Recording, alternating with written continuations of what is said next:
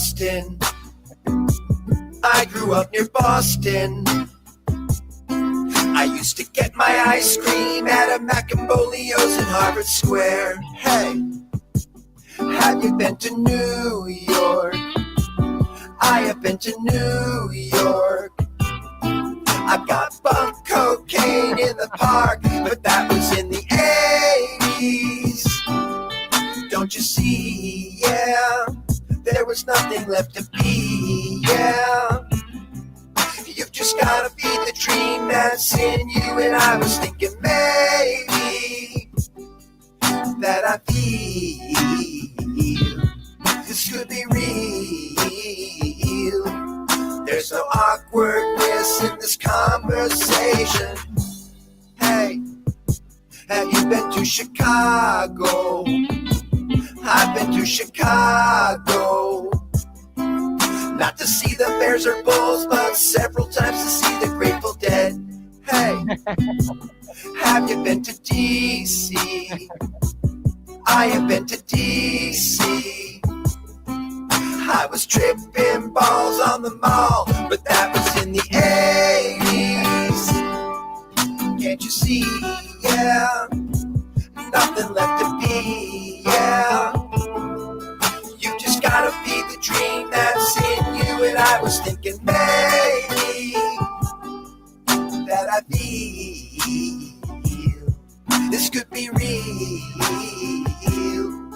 There's no awkwardness in this conversation at all. Oh, oh, oh, oh. Oh, oh. I wish I had a lighter. Oh, whoa. Oh, whoa. Oh, whoa. Oh, whoa, whoa. Oh, whoa. That's good. Oh, whoa. Hey, have you been to Boston? Used to take the T to Boston.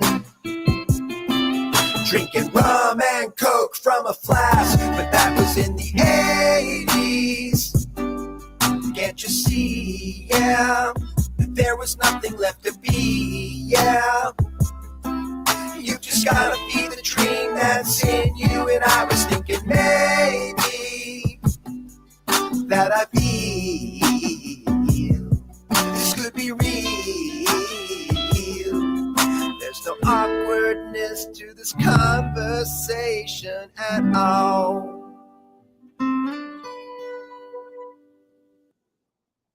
That was nice. That was nice. This is Will with MEAT Radio. And that was a request from Skywalker's Academy to all you Padawans out there. That's that new single by Amos Glick called Have You Been to Boston? Well, now, Amos, I feel like I have. There you go. Thanks, Amos, for joining us, and everyone out there, whether this is on the replay like Skywalker Academy or if you're live showing up a little bit late.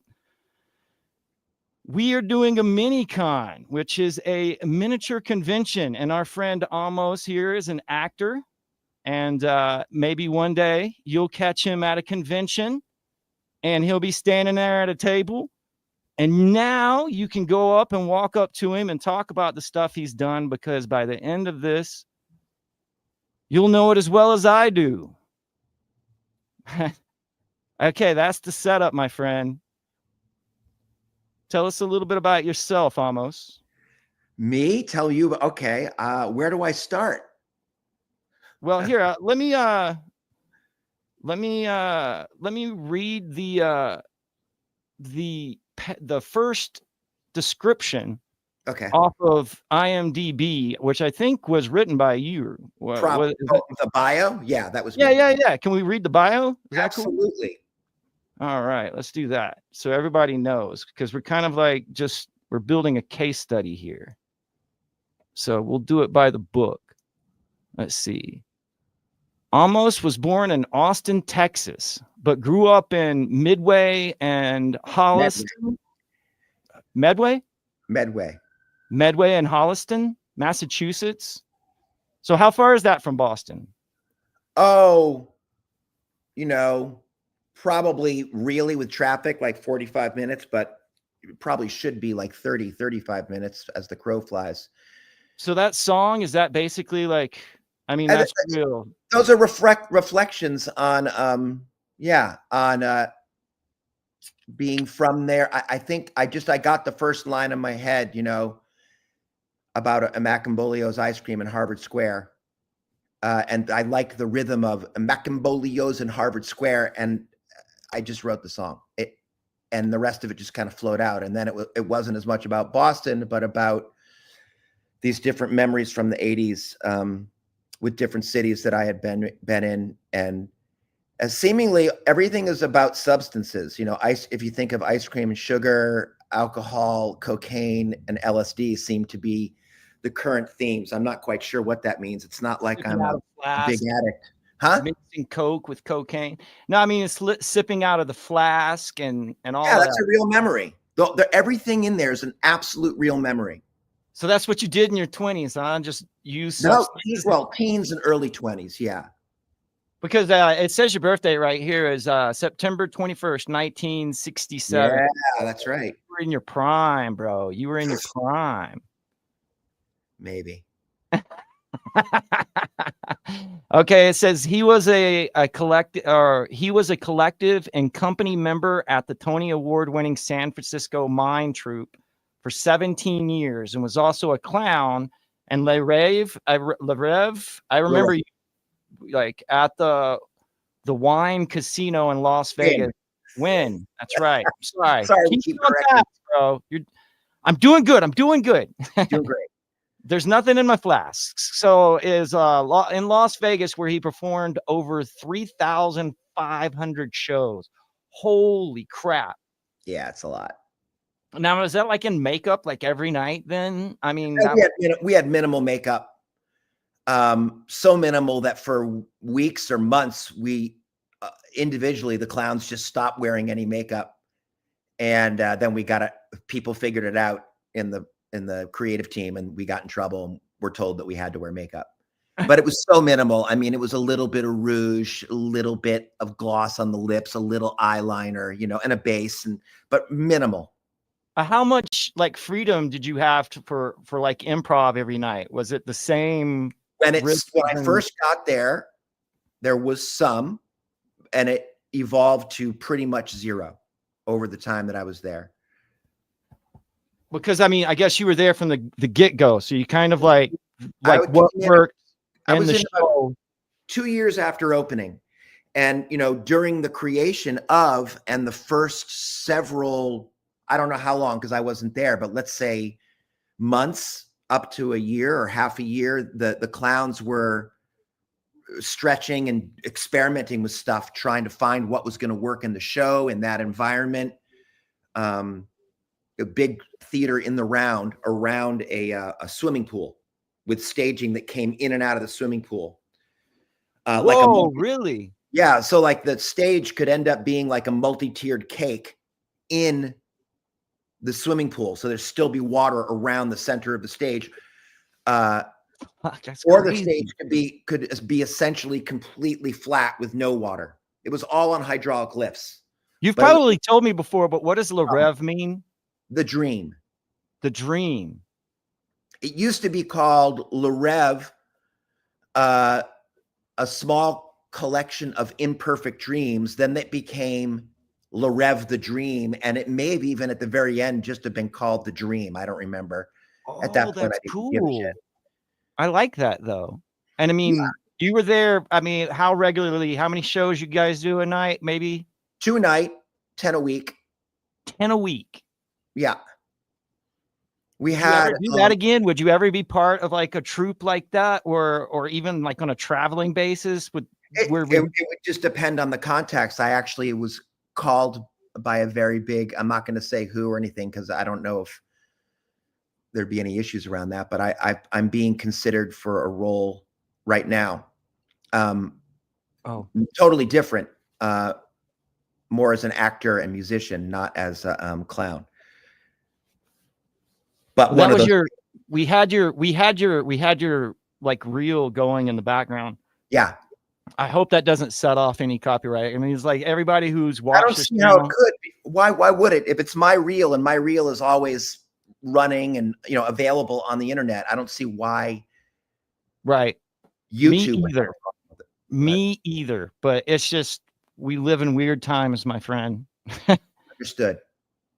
Okay, let's see here. One of the first things that you ever, well, I don't even think I finished the bio yet. Because it talks about A Man Wakes Up, which you Yeah. like wrote, produced, starred in, and filmed. But the dream again, I think I should make a note about that. Like Okay.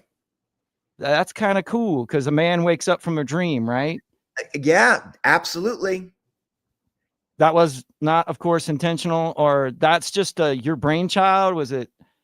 That was, I don't know if we discussed this last time because I can't remember, but I can't remember. You've been on here quite a few times though. So the odds are but it's been like, that was 3 years ago. Yeah. WandaVision was 3 years ago. right. And if I remember what happened was it was just a coincidence that we actually used you because I went to Andros as a film analyst.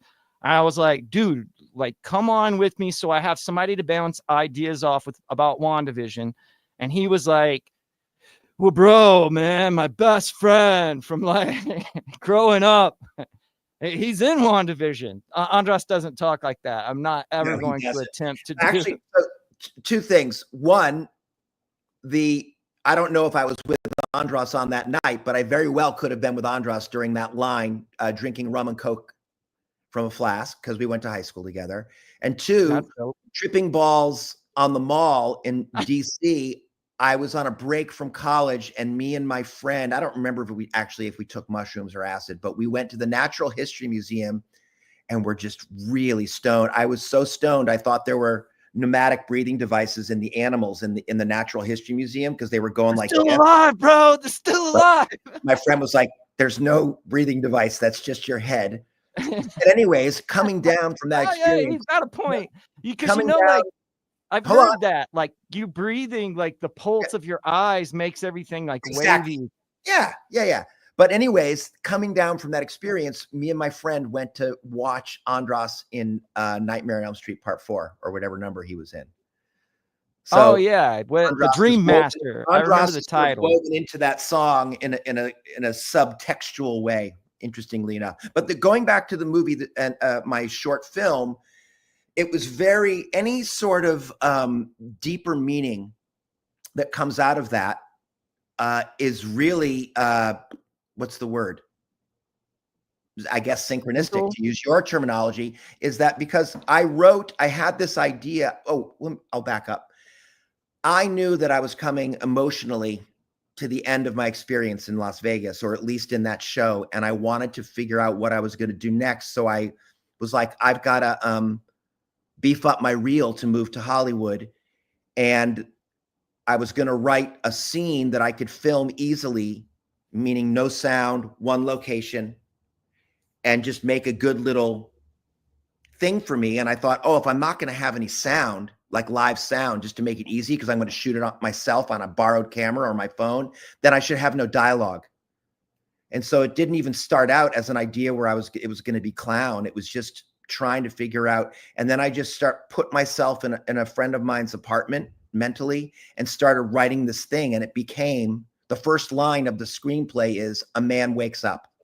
So here's a weird question then. Like, who do you more identify as the writer, the man or the visitor? Because you're right. Yeah. I definitely identify more with the visitor, I think. I mean, I think all of us, the man is sort of an everyman, and I think he's the sort of the protagonist that I think you're supposed to relate to.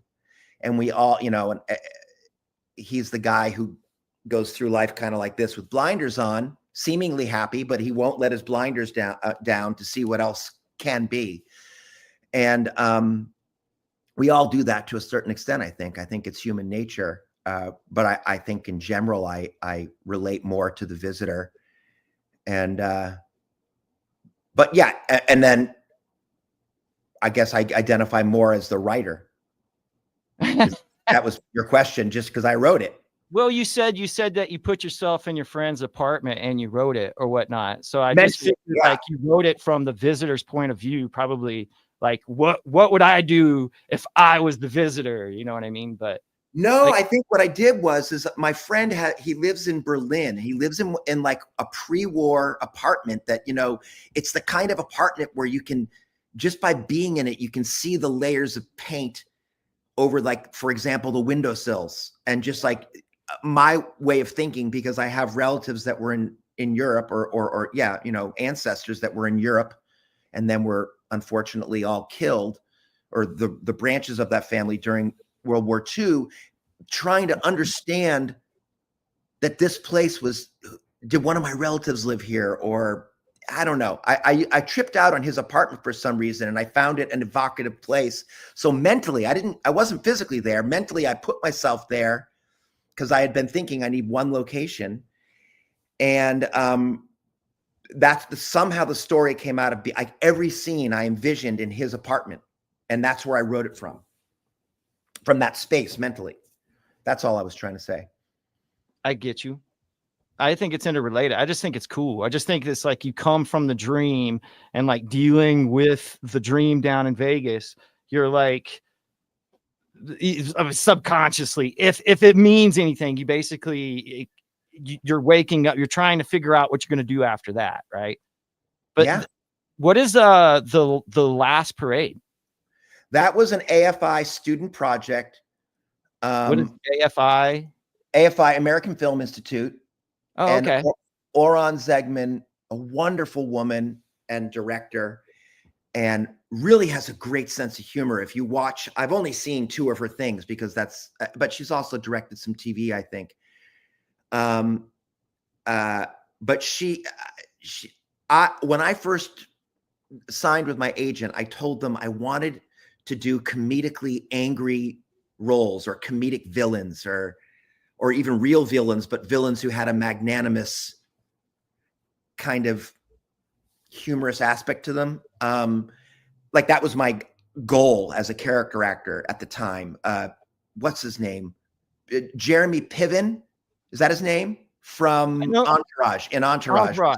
And a host of other stuff, like a whole. But that role was like, I would say I was aiming, like if I really wanted to flex my muscle, I wanted to try to do that kind of things. And this character, I played a rabbi, kind of an irate rabbi who's. Oh, yeah. So that's what, in your reel, there's a scene where like, we don't do that on the Sabbath or whatever. Right. Well, it's no longer in my reel, but it was for a long time. I've definitely watched the footage. I've definitely seen the footage. Yeah, I mean, that's exactly. Like that. So that's kind of oh yeah, that's definitely like the like you said, you put it, the magnanimous like villain, like the overconfident, like yeah. She really, I have a great affection for her because she really saw me in that role and really liked me. And it was written in a way that I was able to get into the anger and yet still be likable and funny. So I'm proud of it, but I'm also just really grateful that she kind of got me. You know what I mean? She gets me. You love me. You really love me. Okay, what is the Stork? Another AFI project. I had a very small role in. You just had a very small role. What was like? I was just part of the entourage. It was about the main characters, the main couple. They were having a discussion. God, I can't remember what it was about. Probably, I'm guessing about a child and coming or something like that. And I was just on the side with my quote unquote wife, and we were parts of the conversation, but the main action was those 2 people. So we were saying stuff that was kind of like discussion as the real stuff was going on. Sort of, I mean, if you excuse me being like overly symbolic about it, but it's kind of, you were kind of like the choir, what is it? Exactly. The Greek choir? Chorus, yeah. In a way, yeah. After Emma, I was just an extra. I was a juror. I didn't have any lines. There was nothing. Is that a show? No, it was an independent short film, I believe. Anybody of significance that you enjoyed working with? I was a juror. I was essentially an extra. I did it because someone in the improvisation community I was in put out a call for help for people to that a friend of theirs, a female director with a female crew and female leads, I think, although there's a man on that poster, was trying to get this done. And I thought, well, I'll go help. So I just I mean, volunteered. Amy Smart is pretty dope. Like are you in the same room as her? Like, is it like a courtroom drama and you're constantly in the background, or? Well, the thing is the jury, you know, for in any given scene that they're shooting, if the jury is not in direct view of the camera, even though we're theoretically in the room, we're off in the holding area, sleeping, reading, eating, doing nothing.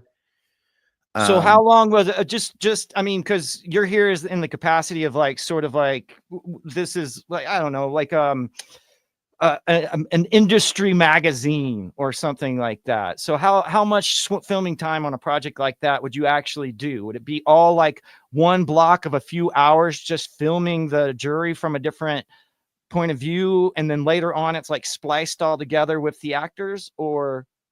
Yeah, I just don't remember the actual thing, but I mean, I was there probably I know that I got there when it was dark out. So I probably got there at like 5 or 6 in the morning and probably stayed through early mid-afternoon. I don't think I was there till evening.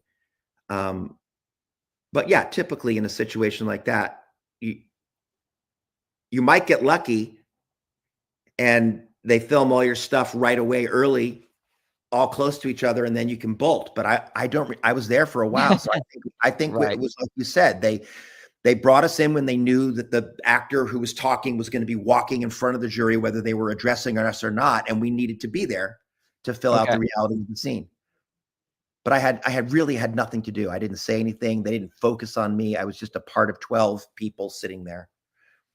And do you remember at all, like what the case was about? No, zero. It's kind of just a dumb question. I'll have to find it.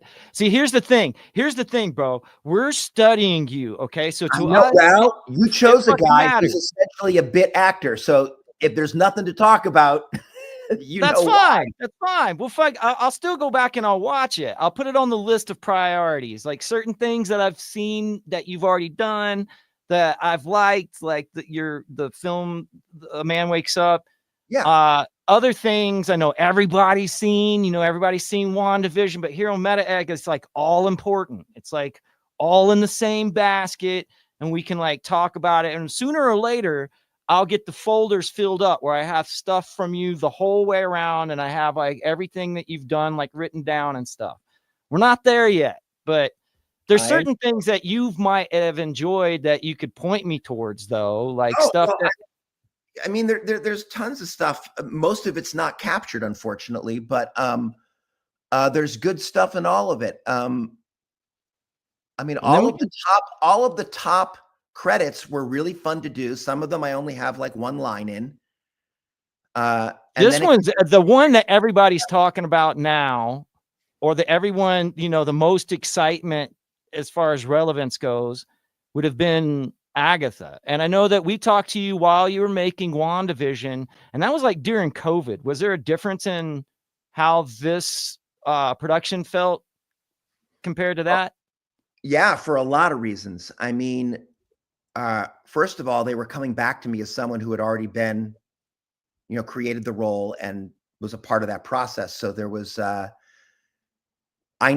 still didn't know a lot about, like, for example, the script, but I was clued into my part of it sooner than with WandaVision, where everything was just so hush hush and a mystery. And then it was COVID, like you were saying. So I probably told the story of how I was rehearsing with Catherine Hahn during WandaVision before I realized that was Catherine Hahn because she had a mask on. I didn't know. I might have even known that Catherine Hahn was in the cast, but I didn't know she was in the scene with me. I didn't know anything. I had been given no script, nothing. Here I had my lines well in advance and knew the parameters of the scenes that I was shooting. You knew that. I mean, were you on call that day with her? Were you there on set with that scene, or which scene? In the library, the one on Agatha. Yeah, I was there all day. In fact, we were in 2 locations. I was there. We started in a different location. And why was I brought there? Oh, I know. Wait, now I can't remember. They called me to set, and we went to 2 different locations. One was to film the scene that was in sort of a God damn it. Don't fall apart on me, man. The place where you go to buy and sell stuff, not a secondhand store, not a swap meet. The what are they? The bodega? No, like where you if you're pawn shop. There we go. Pawn shop. Just a total brain dead moment. So there was a scene in a pawn shop that another one of the counties. You're in that. You're in that scene. I'll have to. No, go I back. was just on set. And I remember chatting with Catherine at that point because there was some downtime, and then we went and did the library thing. And the library thing was the one I think that got the most buzz because that scene is pretty much like you don't know what's going on. It's still on that WandaVision like TV realm, and you just kind of spookily are sitting there behind us, and you're just like, they all got burned. It was really fun. Even though it was a short moment, it was fun to sort of take a 2-line entrance and try to be as creepy and evocative as possible. Have like you've done quite a bit of stuff with Disney. I mean, Just Roll With It has the Disney logo on it. Then right after that, so that's 19. 2020 is Agents of S.H.I.E.L.D., which is ABC. That's pretty much Disney too at that point. That's definitely, and that's also a Marvel. That's what cool. got me into the MCU in the first place was. See, this is what we did. What we did one time before on a meta egg with you is like we took like your stuff and we meshed it together. So we had like a man wakes up, and then every time he leaves the house, we would cut back to whatever you did in WandaVision. God, I vaguely remember that. My memory is just shot. I really have no memory. It's all right, bro. Come on, like it's fine. What was Agents of S.H.I.E.L.D. though? Like I feel like we could mix Agents of S.H.I.E.L.D. in there with Agatha as well as and the video. If you remember, here, let's do this. We'll mix it up a little bit. And we'll go to amosglick.com. Yeah, we'll do that. We'll go to your webpage real quick. And that will give us the ability to show off what you are interested in sharing. Because that's what's important, right? This is for you, my man. Let's see here. So this is your page. What does this mean here at the top? SAG, that's all. Union affiliations. Go ahead. Union affiliations. For the film industry, right? So SAG-AFTRA is is the film and television union, and Actors Equity is the stage union, which I haven't worked under an equity contract since like 2003, but I'm still a proud member. This is what we played earlier, which was have you been to Boston, which was your music, but you also. What was the writing like for the Dennis the Mailman, Just the Messenger? Was that people like yourself and other people were fascinated with who they thought Dennis the Mailman was or represented in that series, and there was a lot of speculation about whether or not I was Mephisto, whatever. And you're kind of like poking fun of it, right? Well, it's both a sort of homage and a love letter to the fact that I was sort of given this buoyancy by the fans of the Marvel cinematic universe, which I didn't feel was deserved because it's such a small role with seemingly no impact on the story at all. And yet it was written in a way that would kind of make you tilt your head. Like, why did he say that just then? But it was down to the colors of my outfit that I was wearing as a delivery person, and the logos.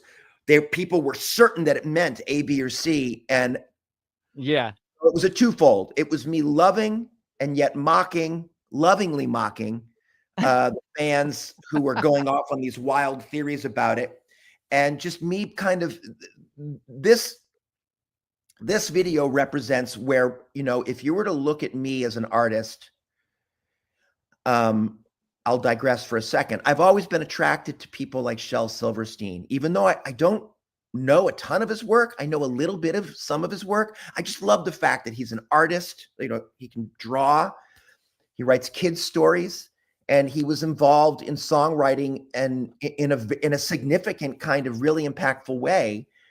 And he had his fingers in a lot of different stuff and was just an incredibly diversely talented person. And so when I feel the vibe, when I get the motivation and the inspiration from wherever it comes from, I don't know, I'm able to do stuff like Dennis the Mailman, that video. And that was a case where I was able to not only, in my opinion, write a good song and a halfway decent rap. It's all you, though. Is that, I mean, that's what I'm trying to get at. The writing is you. 100%. All the writing is me, music. And although the backing tracks done by my great friend Dow Brain of Dow Brizzy Beats out of Boston, he also did the backing tracks except for the guitar on Have You Been to Boston? Well, he kind really, of produced it in a way. He made it. So this is okay. Can't you see? Yeah, nothing left to be. And yeah, you got a little bit of a hip hop flair to you. Oh yeah, he was deep in that world. Okay, do you mind if we play a little bit of this? I mean, hopefully this is all of you. Okay, so everybody, we're just going to like chill out and do a listen. It's long, so you might want to cut it at some point. Yeah, we'll get the point. I mean, we can still talk while we're watching it. We're basically just kind of viewing. I'd like to give a shout out to the legions of MCU fans. Straight from the heart of public servant number one, that's me, Dennis the Mailman. I've read your Instagram posts about me, your speculation and wild theories. But I urge you to consider that I just want to deliver the mail on the WandaVision series. Don't shoot, it's me, plain as can be, Dennis the Mailman. Caught in the hex, just like all the rest. I ain't got no motives or evil plans, so give me a break. For goodness sake, let me do what I gotta do. Cause I ain't got nothing but mad love for all the fans of the MCU. But check me out, distributing the mail to everybody on my list. All the while you all are whispering behind my back that I'm probably Mephisto. I've seen conspiratorial hyperbole on every form of media.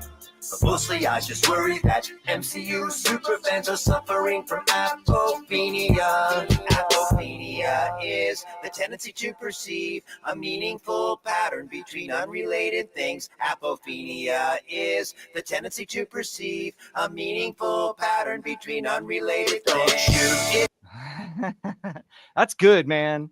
I'm really proud of it, man. I have to say that, yes, that was my idea. I wrote it, but I instantaneously thought of the production team that helped me with my short film, and they're huge comic book fiends and Marvel fans, and they were so excited. They planted all the Easter eggs. I had nothing to do with Thor's hammer and all these different Easter eggs that they put in that were supposed to trigger the MCU, the fans, and also the artistic design by Jimmy's wife, Robin Barkis Slonina, who's just an insanely talented woman.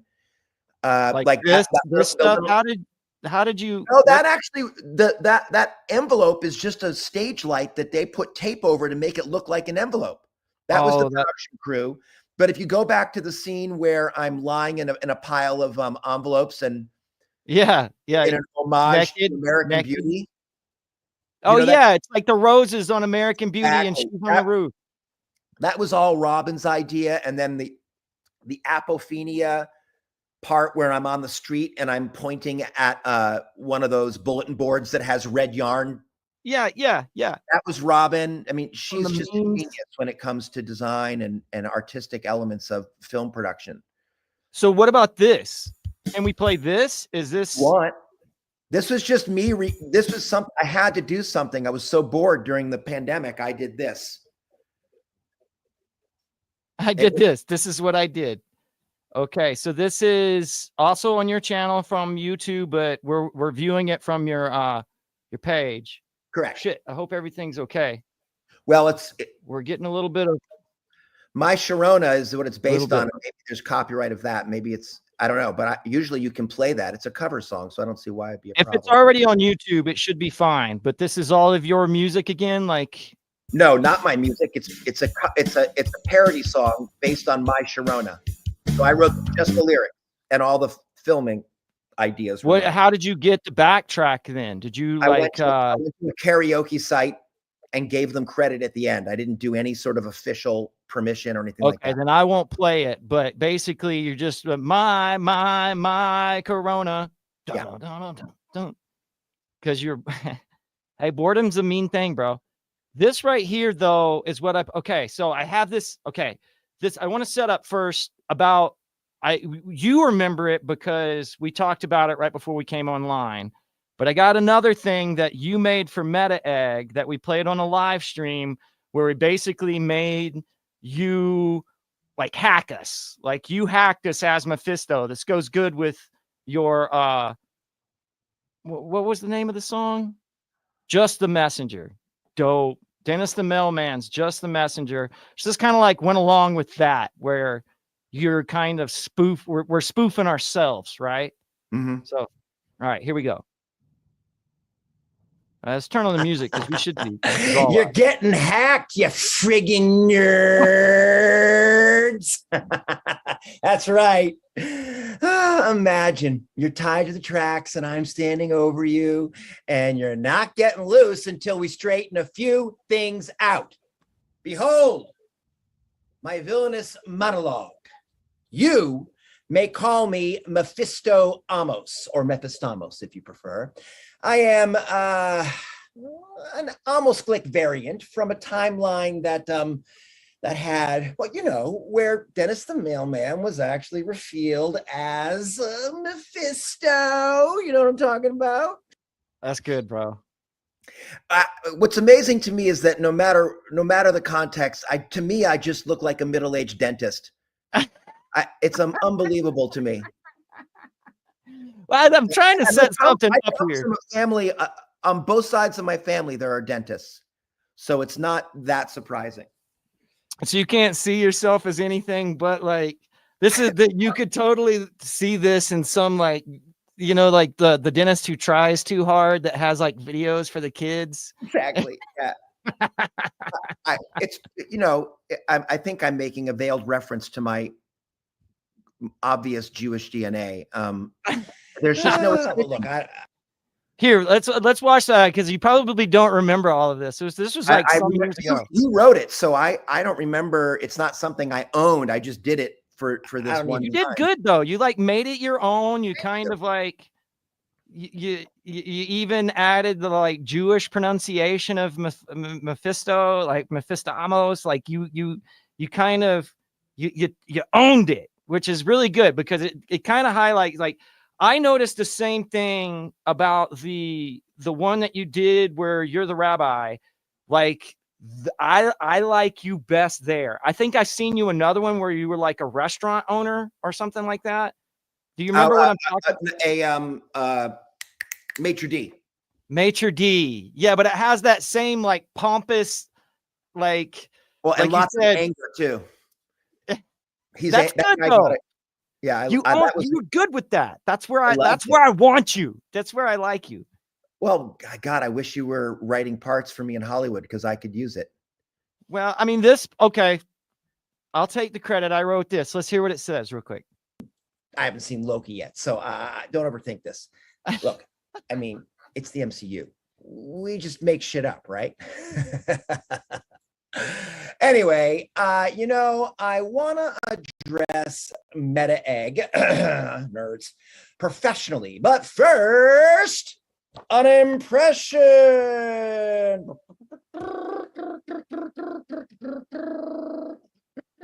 Hi, my name's Hayward, and I'm the Grim Reaper.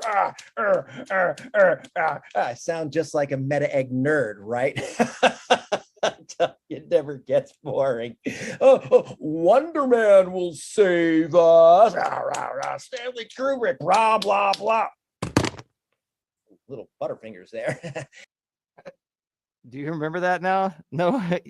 I remember doing this, but I don't remember the dialogue really at all. It's just so because funny. you're not a comic nerd at all. Like that's not your thing. Obviously, at that point in your life, you were on an L train to Boston with a little bit of shit in your whiskey.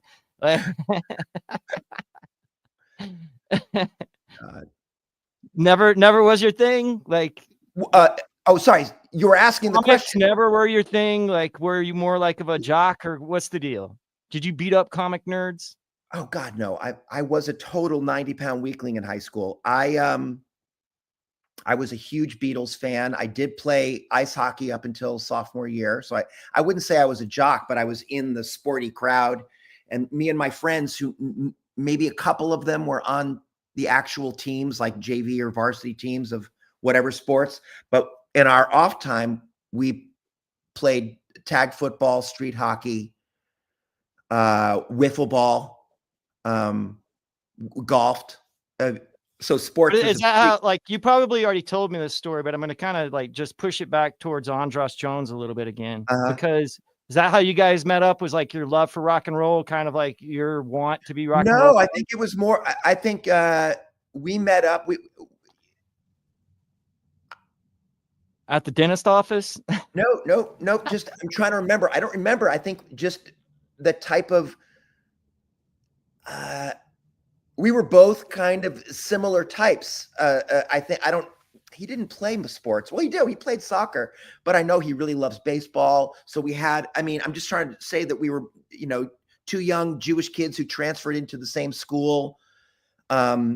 And were friendly and we vibed with each other. I think much later, there was more of a connection around music and stuff like that, and being into the Beatles. Because you're both pretty good, decent songwriters. I mean, like, obviously, and that's what we're leading up to Natalie. I'll get you to tell me the story in just a minute, but I mean, that's what I'm kind of, I didn't really expect this, but I think one of your main talents is probably as a songwriter. Like, I mean, that's what I am best at it when there is a specific little thing happening that I am a part of. So in the case of Dennis the Mailman, I was a reflection on my experience in this weird MCU niche. In the song you're about to display, that's me reflecting on an experience that I had lived through. And this is a song that was essentially a gift to a friend of mine it's really hard when you're in one of these big Vegas shows, when you're making really decent money, to leave and start to do your own thing. It's horrifying. And it can be really debilitating to make that shift, because you're leaving a paycheck, a good paycheck with all the perks of a big corporate job. And so I was really proud of her. And so and we had lots of conversations about what was she going to do? Is she going to still be able to keep her thumb in an artistic reality? Like, she's a dancer and an acrobat. And so I don't know, out of just emotion for her and stuff like that, I was able to write what I think is a really good song. And in the context of what she was feeling and going through, I think it's perfect. It kind of goes in a way. It kind of goes with A Man Wakes Up, right? These, I guess, would have been around the same time period. Within several years, I wrote A Man Wakes Up, I think in 2014-15, and we filmed it in 2014-15. I can't remember the exact timing. I know it came out in 2015. This was when I had to have been at the earliest 2018. Because that's when I moved into the apartment that I'm recording in, and it was quite a while ago. It was definitely before the pandemic. Are we talking about songwriting, or because there's two different things going on here? The whole thing.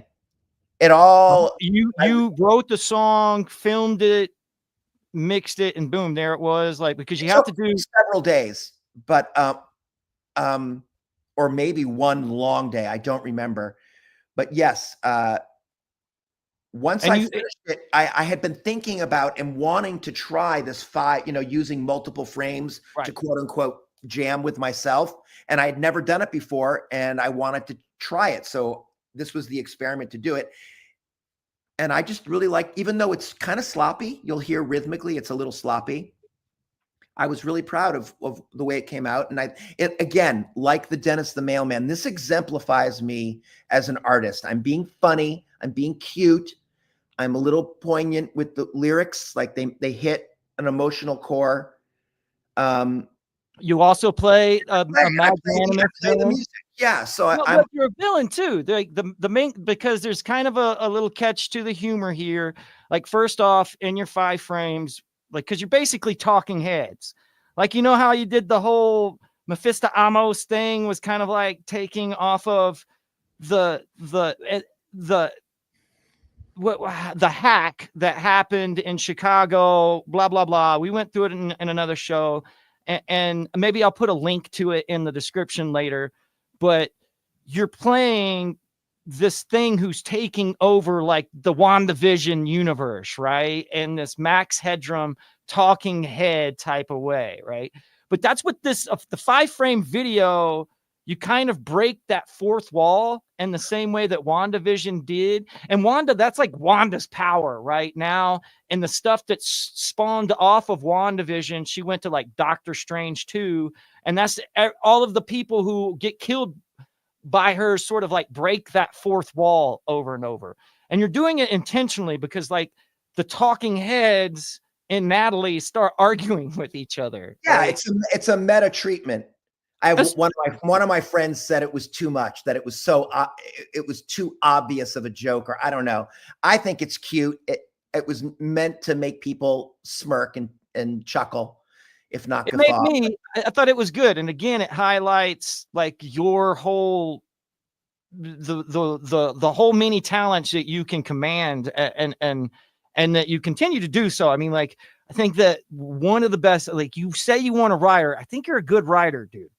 I think you're a good writer. Right, but only in a context, and almost like when I'm cornered with a concept, where I'm backed into a corner in a good way, and I have all these skills so I can do it. But if you were to say, hey, go out and write a romance about A, B, and C, I would want to kill myself. I can't. How long is Natalie? The song? Right here, yeah. How long was this video? How long will this video play for? 2 minutes? Couple minutes. I think we can. Yeah, let's see if we can get through here. I want everybody to pay attention to the gong. Darling little cute thing, I think. And if anybody wants to hire me because of it, I'd gladly take money based on this talent. This is like the Meta Eggs getting you to sign it for us. In all seriousness, I sent this to my agents because I'm like, isn't there someone out there who would want to, this is not a pristine version of it, but who would want to do something like this for a commercial or something? Like, come on, people, put your money in my bank account. See, this makes you the Easter egg. You get what I'm saying? You're the Easter egg here. Like, we're looking at all of the stuff that. Natalie, I'm happy for you, yeah, Natalie, I'm proud of you, Natalie. The last game is over, the love has begun.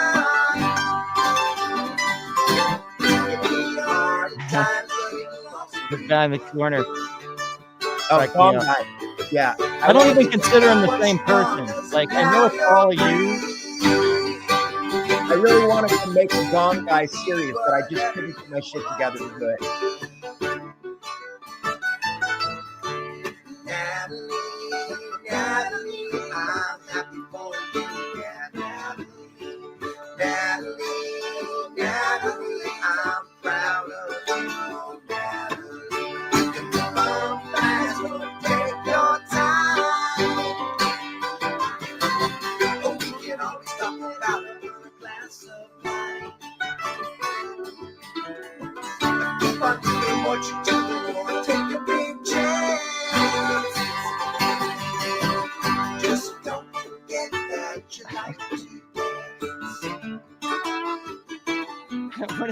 Natalie, oh, Natalie. Hold on, we'll rewind it here in a second. But this guy up here in the corner with the Grateful Dead, he needs to calm down.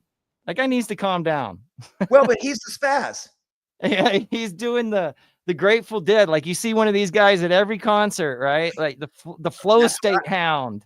You should see me at a where someone's playing Grateful Dead music. It's Are insane. there glow sticks involved? Are there glow? Some people, not me. I just dance like a motherfucker. All right. Let's finish. Natalie, oh, Natalie, I'm happy for you, oh, Natalie. Natalie, oh, Natalie, I'm proud of you, oh,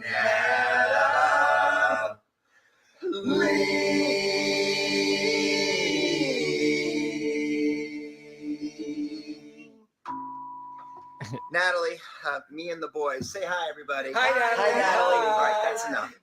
We just wanted to say we wish you the best. You're the best, Natalie. All right, calm down. You can't tell us what to do. Yeah, I can. You're not me. Yeah, I'm you. I recorded you, and now here we all are. I recorded all of you. No, you're not me. Yes, I am. That one, but I'm not one. What? We love you, Natalie. Okay, I That's didn't get an the joke at the internal end. joke. What? Well, I didn't get that. Tell me the joke. I say that to everybody about anything. You know, the real way to say that is if you call me a dick and I say, well, I've got one, but I'm not one. If you, my way of using that is just say anything to me and I'll say got one, but I'm not one. My friends, with all my friends, it's gotten to the point where it's no longer funny. And then I do it for so long, and I mean years, that it becomes funny again. Then it goes, it's not funny. They hate it. And I keep doing it. There's one of my close group of friends. We have a text thread called Got One, But I'm Not One. It's just my thing. And I've been doing it for, I don't know, 25 years, 30 years. But this is more, okay, so I didn't until now, but I like the Mephisto thing and this because you're like almost Glick variants, like your variants. True. That's true. And that, I mean, you forced me into being that variant. You even put that word in that thing. And yet several years earlier, I had done this thing where I created my own variants. The whole, I'm not you. Yes, you are. Blah, blah, blah. Yeah, I mean, I didn't look at Natalie. I think that the first time was when I actually went to your website this time, but I was like pleasantly surprised. Like that's probably my favorite thing that you've done on your own. Thank you. Again, that makes me really happy because, as I said, it's hard to market yourself and stick out in Hollywood, but even as an artist, no matter what genre you're in. And I don't know how to do it. I am flummoxed and kind of tired of it. I don't give a shit anymore. I really don't.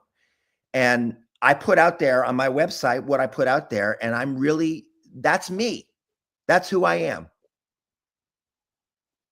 Okay, well, let's talk about, because I mean, I only asked you for like an hour, and we're getting to the. It's up to you. I mean, okay, we'll go a little bit over, but I kind of want to talk about things that I haven't seen and that have come. I mean, they're basically dropping. Let's see, you have the high desert. Here, let's look at this. Oh, I'm naked in that.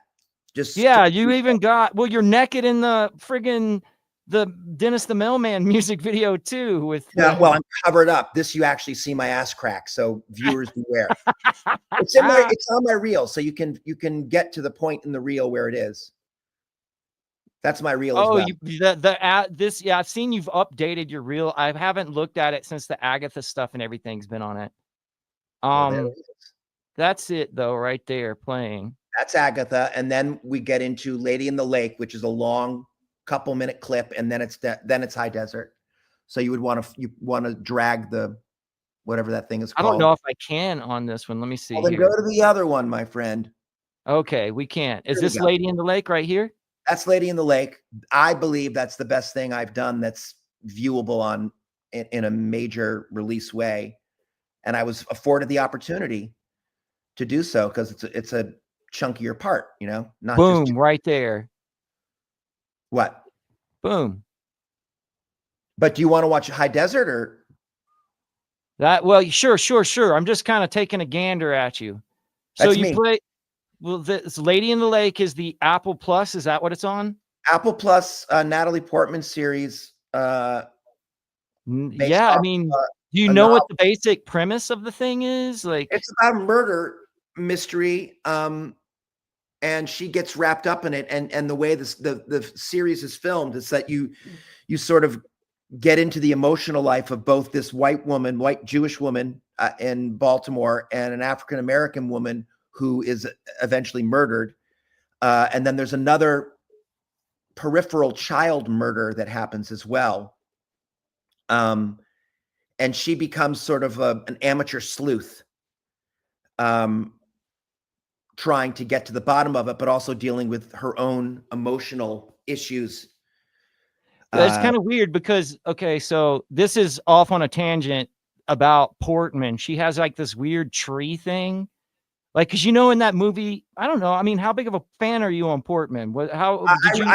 I respect her. I haven't watched a lot of things. There's a couple of things that I've watched of hers that I absolutely love, and then But you hold your own. I mean, from that clip right there, you're like right here with her, bro. Oh my God, yeah, it was an amazing experience, and like professionally on a different levels, kind of a weird experience. Like I was hired as a local in Baltimore, even though I live in LA. It's this weird little loophole that exists in the union shit. Roles are reserved for local performers, but it's completely understood that if you put on your resume that you're a local in a city, meaning you can get yourself there and live there without them putting you up. So here was a nice little guest starring role that I got, but I had to fucking pay for my own airfare, borrow my friend's car, and pay for my food while I was there. I got nothing. I was just as a fucking actor, though. How could you pass that up? Of course not. But I barely made any money. Like, people think, oh, you're in a Natalie Portman thing, you must be rich, or the day rate was good, but I had to pay for 2 airfares back and forth, and I had to change one last minute because someone got COVID, so the schedule changed. I had to change my flight. That cost me money. I'm not complaining. My footage out of it is what is it like? So what is it like? So it's a strange thing to have to jump through those hoops, though, as a performer, when here you are being hired to be in a scene with one of the most famous people in the world, right, by a huge, well-respected streaming platform, and you already have credits, and yet they're not going to fly me there and put me up. But that's like that's heavy role, bro. Like, when you film like a scene like that, so is it like you have to go through the lines with her a couple of different times, but like filmed from her point of view, from like a medium close up, film from like your point of view, shit like that? Yeah. So how long was the film? Not like necessary screen time after edit, but how long do you remember being like in production for that? Like, how long a day? I was in Baltimore on 2 separate shooting days. I did. There's the scene that you saw, which is eventually broken up into 2 scenes after production, but it was one scene from beginning to end that we shot. And then there's another scene that is not on my reel, just because I didn't want to have it all be Lady in the Lake. So what have you seen of Portman other than this? Like, there's Annihilation. Have you seen Annihilation? I have not. Have you seen Where the Heart Is, or the one where she gives birth to the kid in Walmart? How about The Professional? Yes, of course. I loved it. And I also loved her as Jackie O. And I can't remember, what was that called? Oh, fuck. Yeah, I have not seen that, but that's like a good point. She plays Jackie, right? Good. I thought she was really fucking good at that. And then I saw her in this really touching little thing. Here's a funny thing, again, to bring up Andras. In the midst of shooting this series, so after the first scene that I shot and before the second one, Andras went and I went to see Paul McCartney. And for those of you who don't know, although they might know because they're your audience, but Andras is a guy I went to high school with who is connected to Will in the sort of synchronicity community. That's how you guys connected, right? Right. So, that's a good way of putting it, on top of your shit. So our lives overlap in that way, and that's why we're all in touch, or I'm in touch. So you go to Paul McCartney. That's a pretty big deal, though, bro. In the middle of, I've never spent so much on a concert ticket, but I was like, I've never seen a Beatle, and I had to do it. And I Andras can tell you, I fucking cried my eyes out. And what was interesting is that in the middle, in the middle of the concert, Jackie, there is it's called Jackie. There was a video, and now I can't remember the person who she did it with, another famous person, where it's a Paul McCartney song, or maybe I don't know, is it a Paul McCartney song or a Beatles song? I can't remember.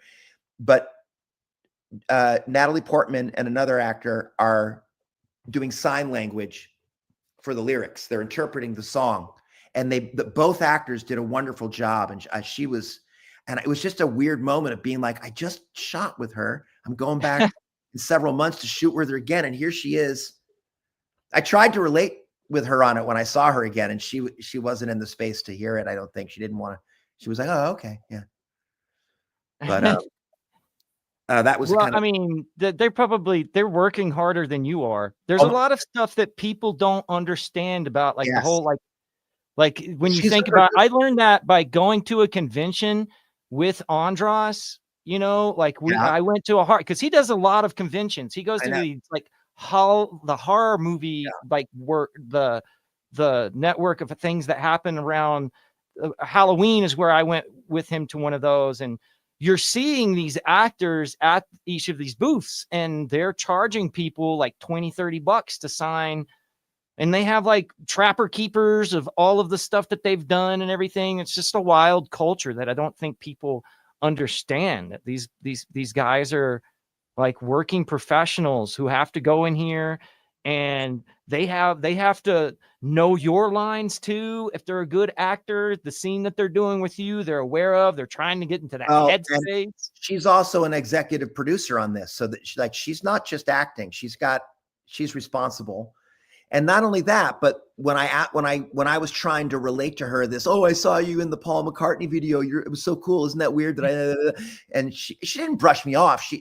She wasn't buoyant about it or jubilant like I was about it. She was in the midst of a scene with me where I'm just being a sort of a kindly shopkeeper. She's in the midst of leaving her husband, and she's hurt her hand. She's injured. And she's bereft, and that actors in between scenes where they're doing that type of work can be hard to reach, because they're trying to stay. I don't know what her process is, but but there's definitely processes. There's a cool, you know what GQ is, right? There's a cool thing where individuals talk about their iconic roles on the GQ YouTube channel, but it kind of like expands your mind on what is, because each actor has like a different set of rules. Some people are like heavy method actors, and some people like don't want to be talked to. And then you have like weirdos like, Day Lewis or whatever, who doesn't even want to see his cell phone if he's playing Abraham Lincoln. It's just real interesting. Like, people have different ways of dealing with the process of having to beat other people.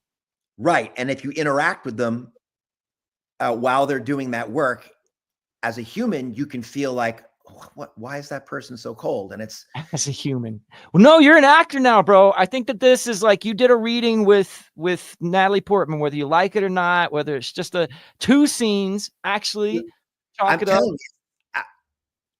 It's the biggest thing I've done, not as far as MC Universe, but as far as time on screen, the ability to really be affected by the other person's performance, by the director. The director had a huge impact on my performance in this show in a way that I love. I don't know how she got it out of me, but she did. It was minimal. It was just little suggestions and comments that got me to where I was. But I really, right? Alma Hara. That's a good director. Are you saying that right? What's her last name? Who's that? I was mentioning the director's name. Just wonderful artist. Whose name? I'm sorry, you cut out Alma there. Is her first name. She's a director. The director. So Alma, I can't.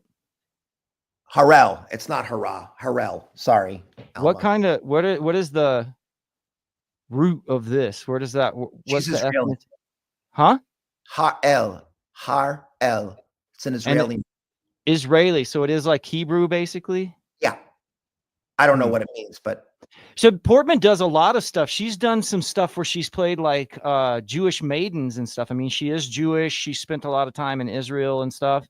I think even if you look her up, she's like quote unquote American Israeli. So I think she may have dual citizenship. I don't know. I don't know if she's certain of that. She was born there, but she's got significant ties. Well, I think the legend is that somebody picked her out at like a diner in Jersey or something, and when she got the role for Leon, which I think is her first one. But of course, like Leon, you know how she's like holding the plant. She does another movie where she's like carrying this plant around, and then in Annihilation, these are just like I'm just giving you like a meta sync or whatever. Like in Annihilation, there's like these people made out of plants. Oh, and that's why you pointed out the tree in the poster. Right, exactly. Because I'm kind of, I think what's going on here is maybe there's like a body found in the water. Correct. Because right. Okay. So this is like the swampland, and then she's trying to figure out the mystery. Well, there's two bodies. She finds the body of a murdered girl, and then this woman, the one on the left, Moses. What's her last name? Ingram. Yes. Her character ends up dead in a water tank in the lake, if that's what it was. I can't remember now exactly, but yeah, I like the idea of you as like a concierge or like a jewelry store owner, like the whole, I like the whole like dentist thing just because it's funny. It's like what your family is like a bunch of dentists. So that's a good role, man. So, we were talking about High Desert now. Well, we tried to, but you got sidetracked by all right, we got time. You're a golden retriever in search of one tennis ball, but then you see another. Look at that. You got to chew it. That's why it's the meta egg symbol is like a cracked egg. Like it's just like a tennis ball. It looks like a tennis ball. That's funny. I'd love to hear you to weave this performance of my ass acting. Well, first off, what the hell is High Desert? High Desert is the story of a woman who's trying to put her life together after I think she's coming out of jail. Again, my memory is so bad. And she's a drug bust, and she's trying to put her life back together. And she becomes an assistant, or maybe even almost like a secretary to a detective, but she really is trying to be a detective. And she's kind of like this chaotic, insane lady who I remember describing it to someone. I was like, it's a fun romp. It's like you're just following her. She's all over the place trying to put shit together and doing these odd jobs and then trying to solve this crime. And at one point she kind of disappears, and her ex-husband or boyfriend, played by Matt Dillon, is trying to find her. And he follows a lead to her having been at my nudist colony. And then I end up on the phone with him naked, and we're talking. Oh, do you run? It's your nudist colony? Like, are you? I think that's the. Who knows? Maybe it's not. Or I'm a prominent person in the nudist colony. I think Arquette started with Nightmare on Elm Street too. I don't know. You're looking at her at the High Desert reel. You need to go to my reel and fast forward to the part where you see my ass. All right. Okay, cool. We'll do that then. Right, it's another Apple TV, right? So yes, and what's cool about this is that it's a Ben Stiller. You know, Ben Stiller, is it Patricia Arquette? Are partnered on a lot of different stuff as a creative team. And this is one of those projects. So even though I didn't meet Ben Stiller, he's like executive, his production company is in charge of it. Oh, that's so dope, man. I can't wait to watch this. Now, Andras and I play pickleball with a group of people, and there's a movie being shot right now by, I don't think it's being, there it is. Back up. Oh my God. Back up. You're like, you back up, because you got to see this. Well, I'm just getting to the beginning. Anyways, Ben Stiller's production company is producing a pickleball movie right now I think it's called The Dink. Jesus. You're based in chicken, bro. That's correct. I am a nude barbecuer. Oh my goodness. And I will tell you, it was cold that morning. So are you bare? Like in the No, scene with the chicken, do you have they like a little junk holder right down there? I do indeed. And that was a whole process, man. I'll tell you. You had prosthetics put on, huh? No, it's not a prosthetic. It's just a covering. But it's on with, that athletic tape you see runners wearing? Yeah. That, like, just protect their muscles or something like that. Yeah. That tape is so adhesive that it's used to sort of stretch and pull a muscle or a tendon into place or whatever. That's how strong that tape is. That was what was holding on my little cock sock. And I don't know about you, but as a hirsute Jew, if that's the correct pronunciation of that word, hirsute, there was a lot of hair down there at the end of the day that got sacrificed. Woo, like 40-year-old virgin, huh? Like, yeah. Rip. Yep. Had to be done. I didn't have time to I didn't have an implement to shave myself. I don't know if I would have, but it was a part of the biz that's not often talked about. It's the raw part of the biz. Literally.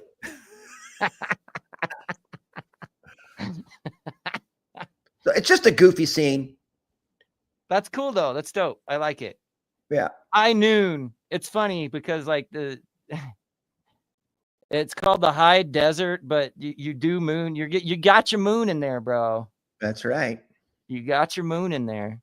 No, that's cool, man. I think that those are like where I would want to go next. I'm gonna watch those and hopefully, like maybe you get something else, and then maybe I don't know. We'll talk again later, because right now I wrote down some notes though, because like we've kind of already talked about like the talking head thing, right? Like I feel like that's like a big part, but I can't like. There's more going on, and I like how you can set it up into categories too. Like you're also like a part of the MC universe if you like include like WandaVision, Agatha, and Agents of S.H.I.E.L.D., even though they're not the same role. Like if you mix those together with like A Man Wakes Up, it kind of gives me, how like when you have a dream and somebody's like kind of encapsulates the dream in like one little phrase. Like I kind of think of your like overall little like phrase as being sort of like the MCU is your day job kind of. It's kind of funny. Like because like that's what it always is. You're always like the working man because you're like stuck in this dream of like the participating in whatever fake reality Marvel's throwing at you, so to speak. Interesting. I hope I articulated that well, but I don't. That is your pathway and your way of thinking. It's complete. And for me, all I can do is reflect on my life and what I do. And the way it relates to me, what you just said is that it's kind of getting back to what I was saying about my creative output, like what I'm good at. I have these talents that are, they're honed talents over many years. So I'm a good actor. I'm a good songwriter. I'm a, whatever, halfway good hack singer and guitar player. And to me, like the full expression, the sort of the Shel Silverstein expression of these things is in these disparate little things that I've done that are about a little thing, which is kind of what you were saying about my little corner or my little phrase about the MCU or whatever, that's the role I play. My creative output. I like it. Didn't they write the Where the Sidewalk Ends? Isn't that like that's Shel Silverstein? Yeah. Right. Whatever. I mean, what's your favorite thing that they've done? No, he, or them. He yeah. Well, I mean, I don't know. Yeah, maybe you're right. Yeah. Okay. Good point. Well, Boy Named Sue, which Johnny Cash, I think, used to sing, and cover of a Rolling Stone, which Dr. Hook in the Medicine Show sang. He wrote those songs. And then there's a performance of him on the Johnny Cash show.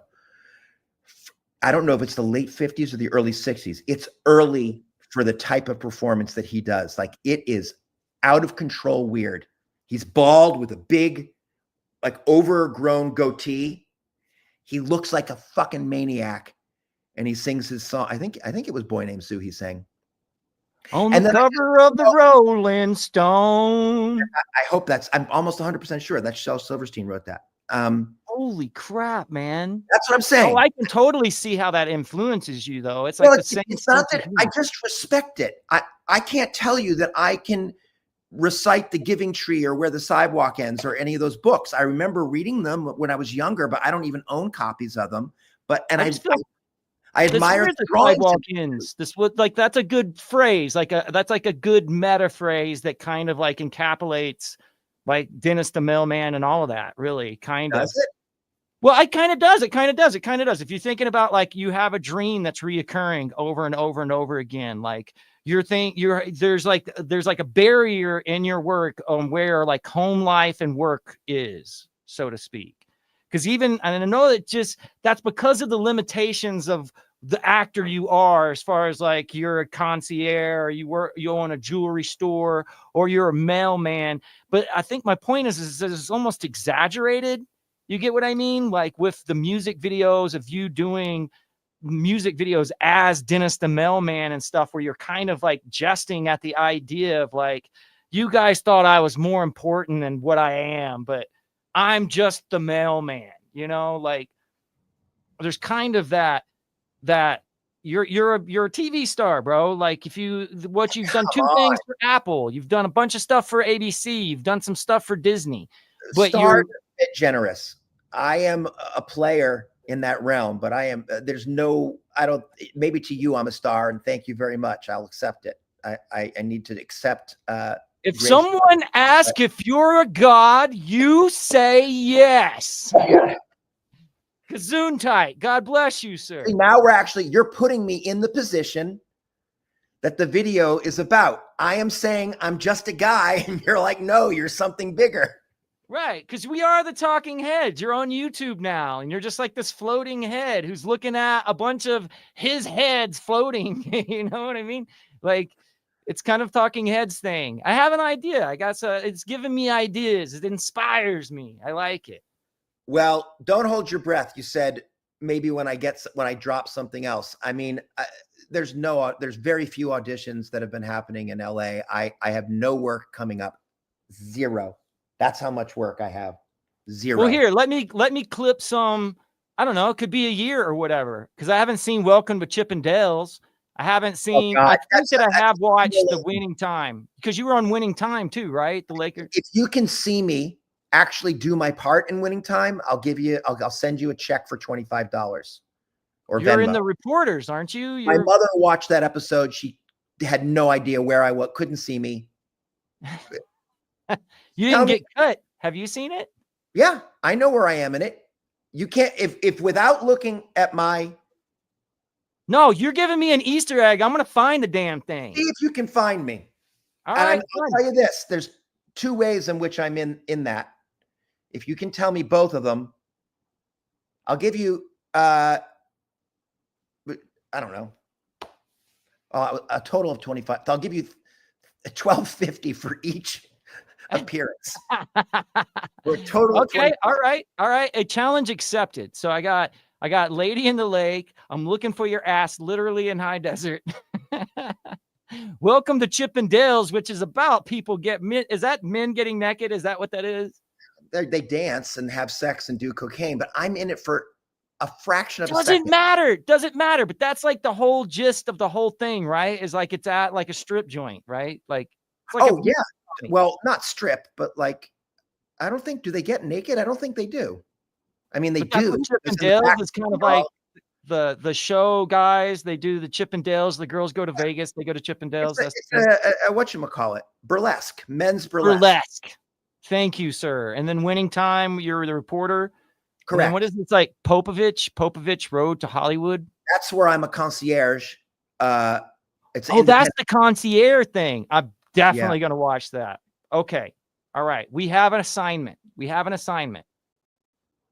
everybody watching, thank you so very much. We've had quite a few people out there that have like come in and out. That's like, that is encouraging. I'm hoping that, that you guys enjoyed it, stayed the whole time, hit the bell and the notification thing, do all the YouTube bullshit that everybody hates saying, but is like massively important because we're getting real close for this being beneficial for the platform. That means that we can have Amos back. We can talk to him again. I mean, thank you so much, my friend. You kind of like, you bared it all. Well, listen, I want to tell you, you're on your own path doing this thing, and I like watching you do it. I don't truly understand it, but I mean, I get where you're going, but it's something that I don't delve into. But I appreciate the ability for you to highlight things like the Natalie video, my Have You Been to Boston, stuff where I feel like this is really me, which, if you're just watching my TV stuff, you're not going to really, you might get a sense of what kind of an actor I am, but I don't have a big platform for the rest of it, and so even just an individual like yourself saying that you enjoy it is really rewarding for me. So I really appreciate it, because those are the passion projects where I had to make those. The other stuff is work. Some of the other stuff, the things that you're choosing to highlight is some of more really like really personal to me. And that's your day job. Well, but I mean, I'm talking about the personal part, the crux of who I am as an artist, the Shel Silverstein part of me that's got his fingers in many different tendrils, video production, comedy, music.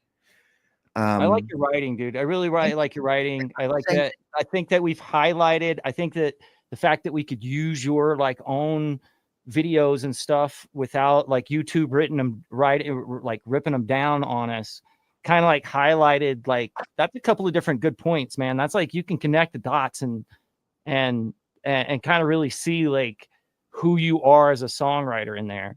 Thank you. Now that I know that the music from like the cover of the Rolling Stones, that's like I feel like that's a bigger influence than you're giving credit, man, because I see that sense of humor, you know what I mean? But at the same time, I admitted that. I was saying, I know that song more than I know. Songwriter Shel Silverstein. I was 100% right. I looked it up, but like I said, his humor in his songs, definitely huge impact. That song in particular, along with Loudon Wainwright's "Dead Skunk in the Middle of the Road." I remember as a kid. Loving Stinking to high heaven. Loved both of those songs as a kid. Who's that other guy who did the 10,000? Harry Chaplin, is that what his name is? Who did the 10,000 pounds of bananas and stuff? That one I'm not familiar with. You've never heard that? Like you've got to be familiar with John Prine. Oh God, yeah. But yeah, I mean, I think there's a lot of John Prine in you, like stuff. Thank things you. were going bad. Seemed like total silence was the only dream I had. That's a huge compliment. He's a hero of mine, even though I can't say that I'm a definitive connoisseur of his work. But everything I know by him and the songs that I've played by him are very dear to me. Well, it's that very intimate, but there's like a sense of humor to it, like there's a cartoon nature to the visual images that you get. It's funny. I sometimes have told people that I have a bunch, obviously a bunch of original songs I use, and they're like, well, what kind of songs are they? And I said, they're kind of like children's songs for adults. Yeah, that's perfect. Boom. That's like a good way to park this. Let's do that. Yes, perfect. Amos, it's been a pleasure, man. I hope to talk to you again soon. I got a little bit of homework. I also got some things burning. Like I'm trying to use what I get off of this and feed it into an AI and teach AI to like read meta eggs. And I'm going to go ahead and let you do that. But I hate it. I mean, hopefully that helps you though. Like maybe I could send you the stuff that it says when I type in all of the stuff about you and like see if it means anything to you. Cause like, that's what the AI wants to know is like, why do actors get anything out of this? Like I had to have like a 2-week conversation with an AI because it saw synchronicity as a pseudoscience. So I had to go and find like all of these different scientists who were kind of like obsessed with synchronicity.